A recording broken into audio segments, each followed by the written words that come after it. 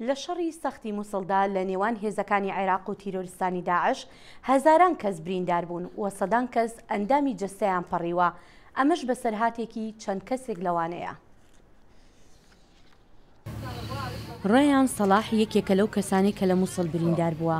ئێستا تەنها بە کورسی تایبەت بە کەم ئەندامان دەتوانێت بڕوات، بەڵام پزیشکەکانی دەڵێن بەڕاهێنانێکی باش و قاچە دەستکردەکەی دەتوانێت لە چەند مانگی داهاتوودا ڕێ بکات.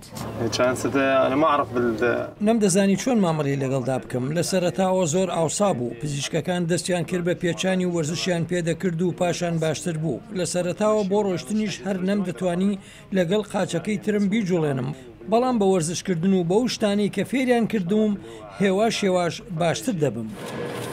لە نەخۆشخانەیەکی خاچی سووری نێونەتەوەی لە نزیک شاری هەولێر ئەندامی دەستکردی جەستە بۆ زیاتر لە 1200 کەس دروستکراون کە 477 کەسیان خەڵکی مووسڵن. یەکێکی تر لەو کەسانی کە قاچی دەستکردی بۆ کراوە محەممەد کەهلانە کە لە شەڕی داعشدا لە ساڵی ڕابردوو قاچی چەپی لەدەستدا.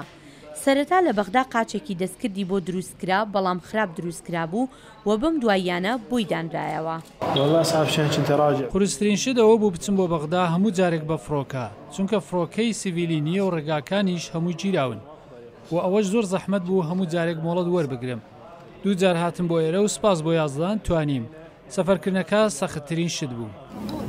پزیشکەکانی چارەسەری سروشتی بە بەردەوامی لە کەمپەکاندا کار دەکەن لەبەر ئەوەی زۆربەی ئاوارەکانی مووسڵ هێشتا بە تەواوەتی ناتوانن دەستیان ڕابکات بە نەخۆشخانەکانی شارەکان.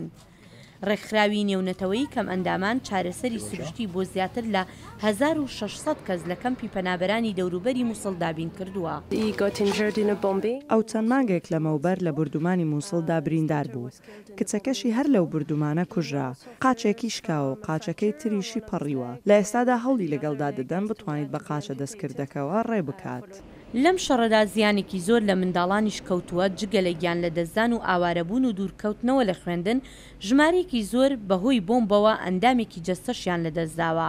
کچێکی تەمەن 8 ساڵان کە دەستی ڕاستی لەدەستداوە لە چاوەڕوانی ئەوەدایە دەستێکی بۆ دروست بکرێت. لە دەرگادرا من چوون بیکەمەوە هاوان بەردەرگاکە کەوت و پارچەیەک بەردەستم کەوت. ڕەوشم زۆر تێکچوو. من دەستی خۆم بەهۆی داعشەوە لەدەستدا. تەنها دەستێکم بۆ دروست بکەن تا بتوانم بنووسم. نەتەوەی گرتوەکان ڕادەگەیەنێت لەوەتای دەستپێکردنی شەڕی ئازادکردنی مووسڵ زیاتر لە 12000 کەسی سیڤیل بریندارن و ئەمە تەنها ئەو کەسانە دەگرێتەوە کە توانی ویانە بگەن بە نەخۆشخانەکانی دەرەوەی شارەکە بۆ چارەسەرکردن.